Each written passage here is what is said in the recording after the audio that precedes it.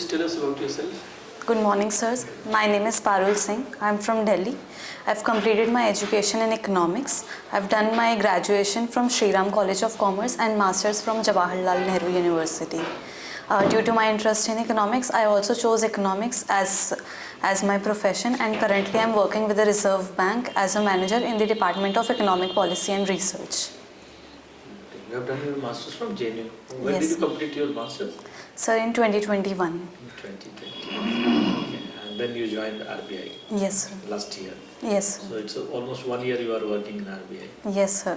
In which wing you are working?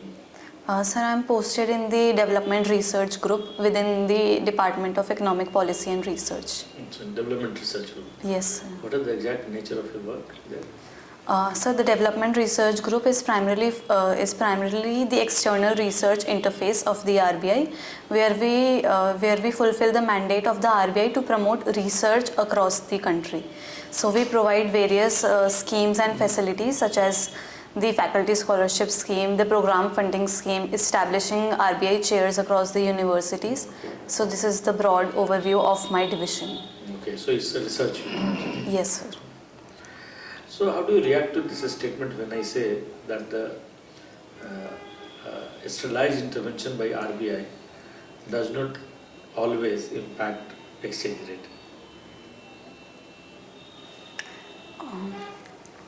Sir, I think to a good extent this statement is true because there are various extraneous factors as well, such as some kind of supply shocks which might affect the exchange rate, or when we compare through sterilized intervention, RBI to a good extent tries to cover the extent of the rupee, but the actions which other countries, such as the devaluation of yuan by China or other currencies, that we cannot factor into account. So yes, the impact is good to a large extent, but it has its limitations.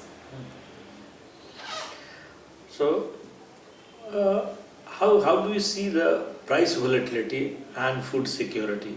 What is the relationship between the price volatility and food security? So I think they go hand in hand, especially in the Indian context. The major price volatility is witnessed in the top crops, that is tomato, onion and potato, and even in the recent past it is food inflation that has been the prime. I'm talking about food security. What is the relation? Suppose say there is a very high volatility, price volatility in the economy. Yes, sir. So what will happen to the food security? How it is impacted? Sir, I think food security would be negatively impacted. Firstly, I would say this from the consumer point of view. So as consumer, the food security would be negatively impacted because due to rising prices of suppose vegetables or milks or even crude oil, the ultimate burden lies on the consumers, which has a disproportionate effect and is regressive in nature, especially for the poor, as it is an indirect effect. But it also has, I would say, some sections, especially when prices of few crops increases, then there are also opportunities for farmers when they can gain a little, but that is limited. And why headline inflation and core inflation is to be seen differently? Sir, headline inflation consists of also volatile products such as crude oil and food, whereas core inflation does not account for these two groups. So that is why they have to be seen differently, because the headline inflation, due to the intrinsic nature of its commodities it has, such as food, which is majorly dependent on weather conditions, or crude oil, which is dependent on global supply chains and geopolitical considerations. So they are bound to be volatile, and headline inflation is bound to experience some kind of fluctuations, whereas core inflation if our core inflation is stable, then to a good extent the monetary policy and the overall economy is doing good. So you being a part of a policy maker, so are you going to focus more on headline inflation or core inflation? Sir, I think for long-term perspective, then we need to keep a track of core inflation, because some kind of short-term fluctuations in the headline inflation are bound to happen. But we also need to factor into account that the headline inflation directly impacts the poor and the vulnerable section, so we cannot neglect it. And in the short term, the goal should be to control the headline inflation as well, because it does have both short-term and also long-term impacts. So please tell us something about the off-budget borrowing. Have you heard about this off-budget borrowing? Yes. Yes. Yes.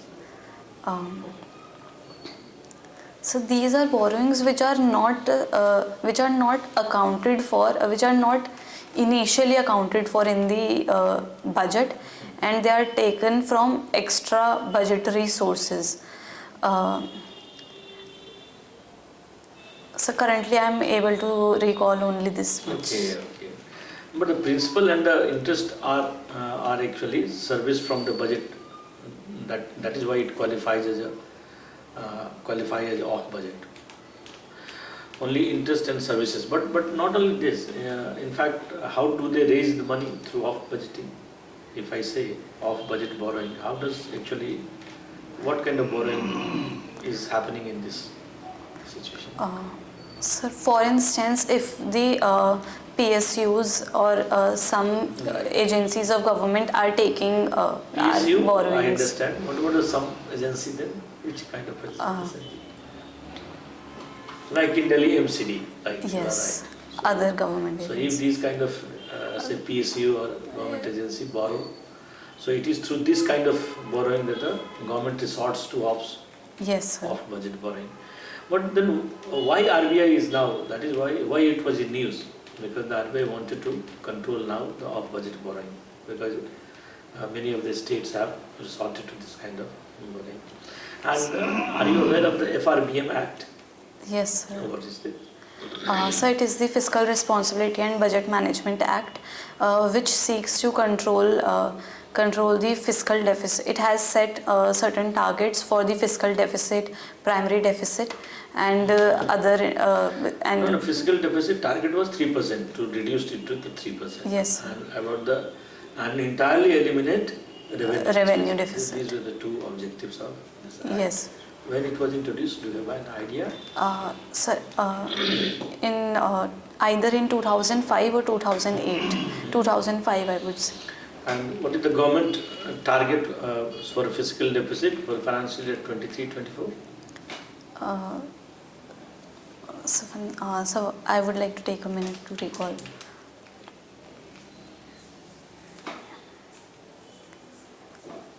Sir, I'm not able to recall at this moment.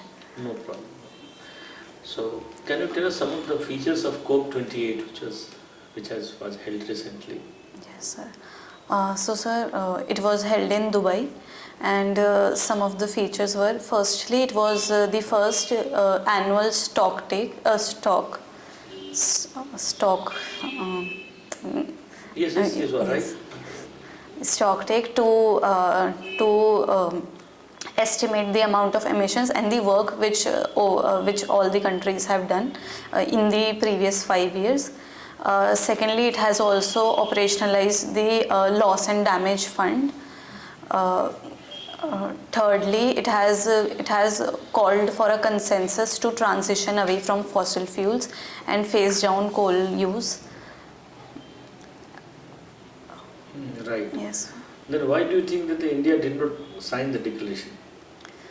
Sir, India did not sign the declaration primarily due to apprehensions on the phasing out of coal and the transitioning away from fossil fuel.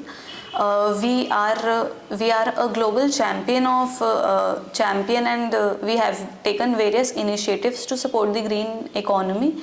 But at the moment, it would not be right for India. I think at this moment it would be disproportionate for India to take this entire burden, and I think the other phasing out of coal is not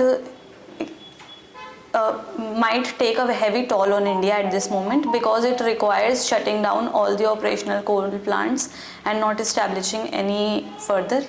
But India has its development needs and it needs to balance it with its environmental considerations. Okay, India targets to become a developed nation by 2024.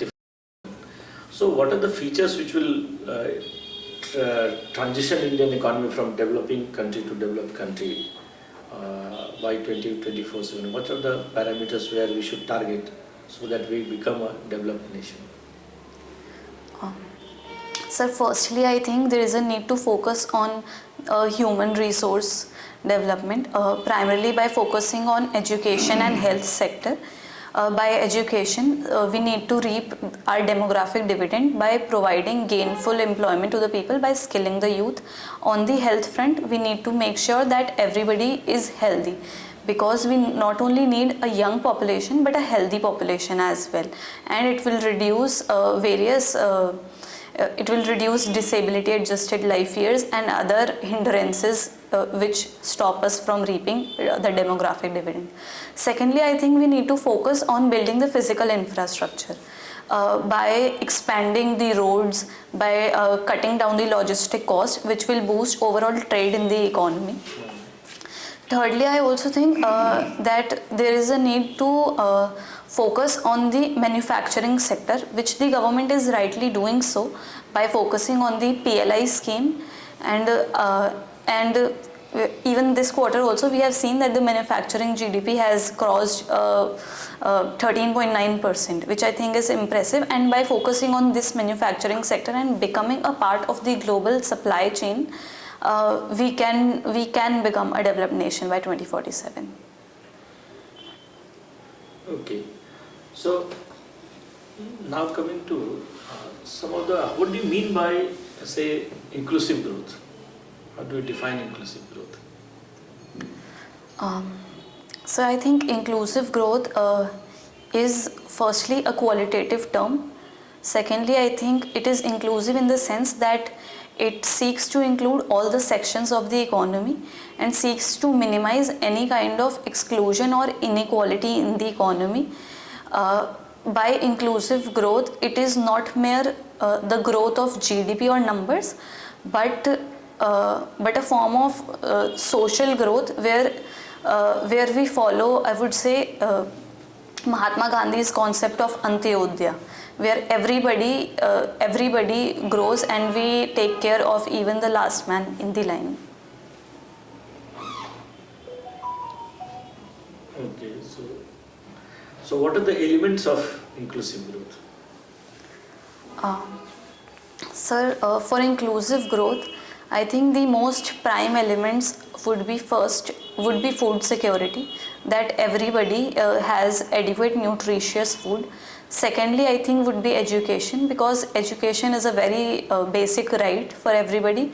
So when all the sections of society have access to quality education, that would be second. Thirdly, I think would be healthcare. So I think these basic socio-development needs, which are very intrinsic to human, if these are fulfilled for everybody, then we can say that we'll be heading towards inclusive growth. Can you tell us some of the government schemes which has led to financial inclusion of women inclusion, you can say? Sir, for financial inclusion, the very first scheme which comes in my mind is Pradhan Mantri Jan Dhan Yojana, where over 25 crore bank accounts have been opened, and it is a significant step to providing bank accounts for all. When it comes to women inclusion, I think Ujjwala is one of the schemes which focuses on both women inclusion and financial inclusion by providing DBT to the woman member in the house. So it is a step towards women empowerment. For financial inclusion, I think government initiatives like e-rupee, the one which is offline available, that seeks to bridge the digital divide. So that is also one of the step towards financial inclusion. Then other schemes like business correspondence and yes, sir, these as of now I can recall these. But e-rupee, even the people in the cities are not very much aware about the e-rupee now. But how do you think that the persons or the remote area, living in the remote area, will benefit from this at this stage, unless you have any infrastructure about the development, like basic primary, maybe say internet facilities or the knowledge itself, technological knowledge itself? Yes, sir, I do agree that e-rupee is currently at a very infant stage, and this is primarily because a digital revolution has come up in the economy. But at the same time, we also need to take care of the people who do not have access to internet, and for that, yes, e-rupee is at a very infant stage. But the fact that government has taken into account that there are but the schemes are there. What we need is more awareness generation, so that would solve the problem. And there are also facilities like UPI@123, which work on basic phones, like the phones which are not smartphones. So I think there are steps, but yes, awareness generation among the masses and the excluded section is required. What is gig economy? Sir, gig economy is, I would say, the economy which has come up with the growth of startups, an economy which does not provide which provides flexibility in employment and is different from the conventional employer-employee relationship. So that is gig economy. For instance, we may say educators on different educational platforms, or the delivery agents, which is the economy which is boosted by the digital revolution which we are seeing, and which is different from the conventional employer-employee relationship. So what are the growth drivers of gig economy in India? So firstly, I think is the digital revolution which has come up in the recent decades, where we are now the second largest internet users in the world. So and this has facilitated a number of this has created a multiplier effect in the economy. By this digital revolution, we have also seen a startup revolution in the country.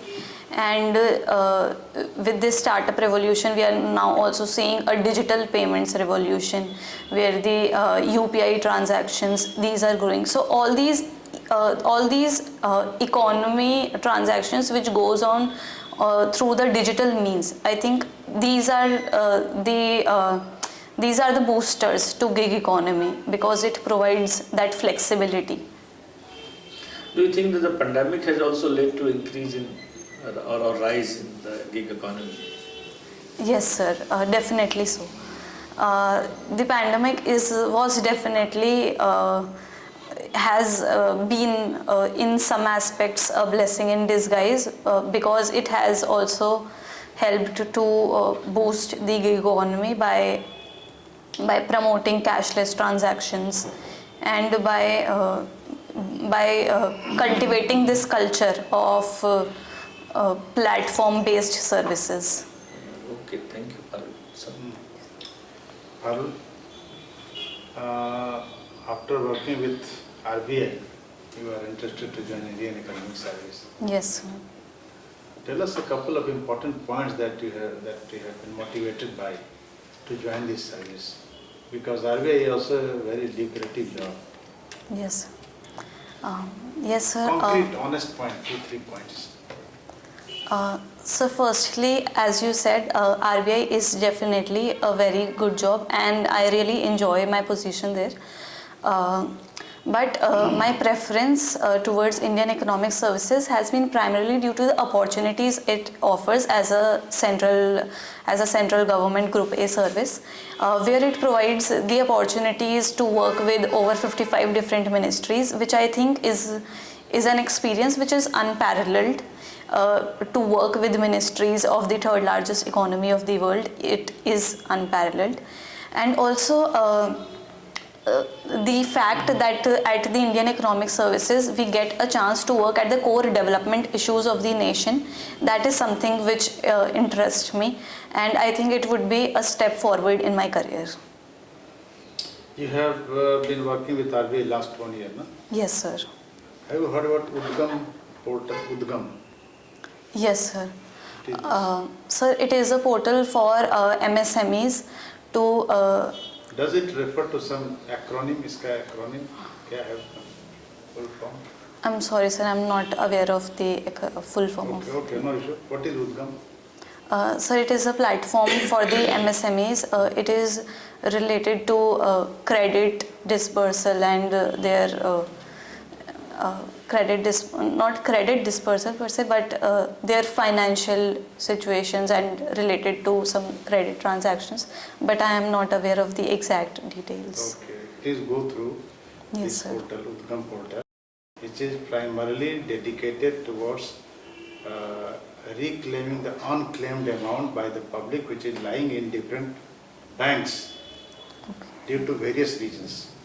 Now RBI has launched a scheme through this portal so that the money which is lying unclaimed should reach to its genuine owners. Okay, yes. Understand? This is very important scheme of RBI. Okay, sir, I will definitely go through it. What is Demat account? So Demat account is an account for transactions in the capital market, where investors invest in various shares and stocks. So through the Demat account one can do that. What is the status of Indian capital market vis-a-vis some of the emerging economies of the world and developed economies of the world? Can you categorize it as a developed capital market or still in nascent stage? So currently the Indian capital market crossed the $4 trillion target, and it is either the 5th or the 6th largest capital market. Though the differences in the largest and at India is very huge, but I think that India is moving very fast. What are some of the important determinants of a healthy capital market? Sir, first would be the market capitalization, which reflects the value of the shares and the total number of shares into the value of shares. Secondly, I would say the amount, the diversity of the firms which are investing in it. Thirdly, also the stability of the market and how many investors are there in the market. Yes, sir. As of now, And what about regulatory system?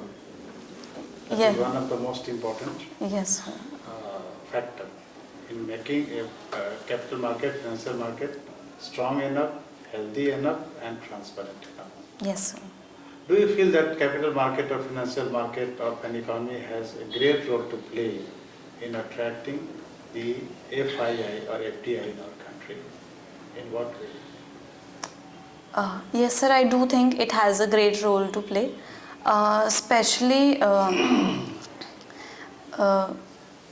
because it is easier for FDIs and foreign investors to invest through capital market, where they can directly invest in the shares, and it is a easier route compared to other modes.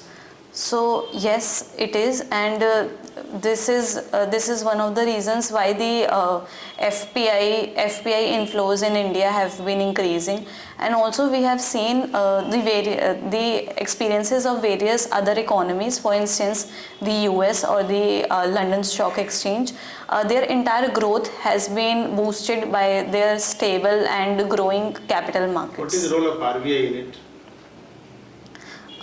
Sir, RBI, the capital market is primarily regulated by SEBI, but RBI also keeps a close check on it because RBI is entrusted with the responsibility of maintaining overall financial stability in the system, and capital market is one of the components of the financial system. So RBI regulates the capital. SEBI, though it is an autonomous organization, statutory body, but RBI closely regulates it and oversees its functioning. What do you mean by non-bank financial institutions, NBFCs, companies? Yes, so sir, in a traditional definition, non-banking financial companies are companies established under the Companies Act, which deals with financial transactions but are outside the purview of traditional banker and in terms of what they do not accept deposits. Yes, they do not accept deposits and are outside the payment and settlement systems. They accept. They do not accept deposits. So there is only one kind of NBFC which is an exception that is allowed to accept deposits and only of long-term nature. So there is only one exception to this category. So far as financing to MSME is concerned, which of these two segments of the financial market, the banks, particularly the commercial banks and the NBFC, is more important? Sir, as of the current scenario, I think NBFCs are playing a large role in extending credit to the MSMEs because I would say... Fine. What are the issues with NBFCs? The issues with NBFCs, first is their over dependence on banks for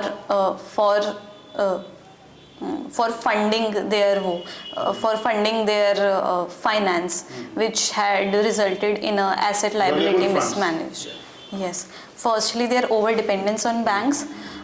Secondly, the mushrooming of NBFCs, I would say, where because the kind of credit they provide is unsecured in nature, so it creates a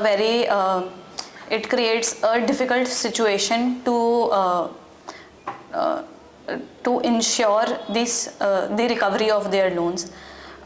Thirdly is the emerging challenge of the online NBFCs or the digital NBFCs, where it is difficult to regulate the mushrooming of various apps which are providing on-tap credit. Tell us one thing, very simple question. Economic growth, concept of economic growth. What is economic growth?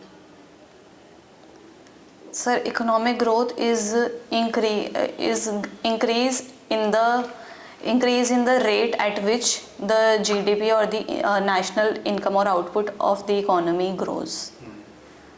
And economic development?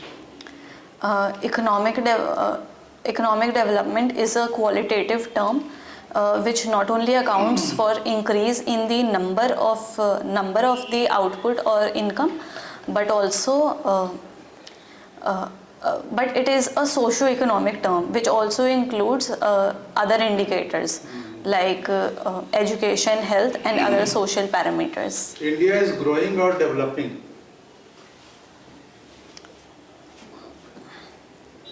So India is developing with a high rate of growth. Okay. Is it not developing? Yes, it is developing. India is developing at a high rate of growth. So, keeping in mind some of the government schemes,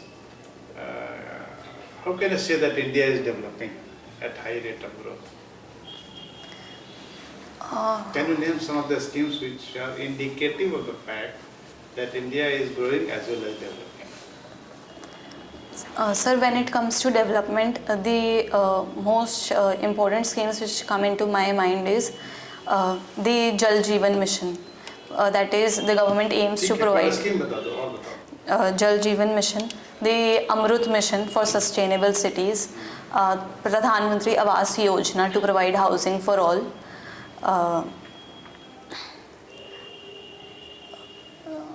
then the PM Pranam scheme for environmental sustainability, the Mishti scheme for coastal areas and mangrove restoration. So we are taking a whole lot of areas under consideration when we develop, ranging from health, on health front, the Pradhan Mantri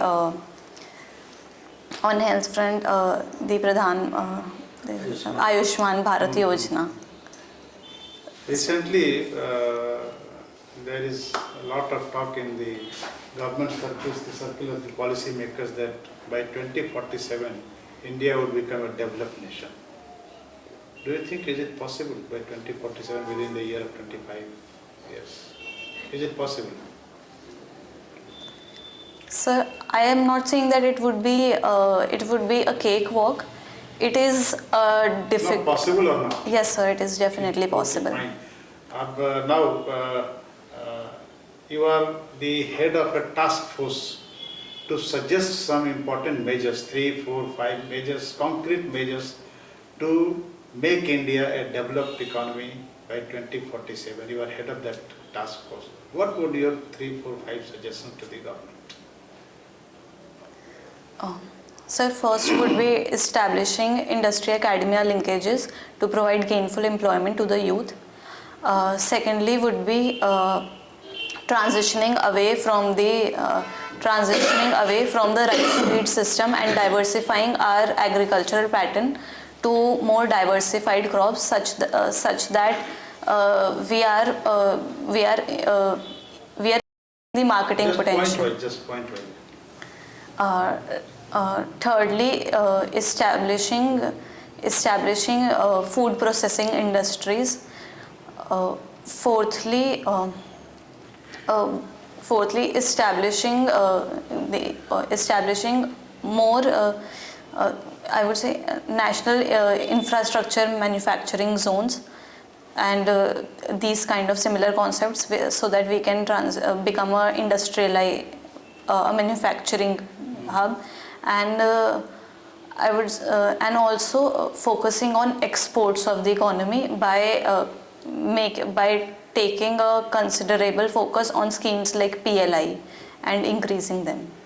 Okay, thank you very much. Your formal mock interview is over now. Thank you, sir. Parul, we find this is the second time you are coming. Yes, sir. There's lots of improvement. Now you have cooled down. You have kept pace with and your way of answering has also improved. There is articulation of answers we see there is improvement there also. Fumbling has reduced. Come into So Wednesday.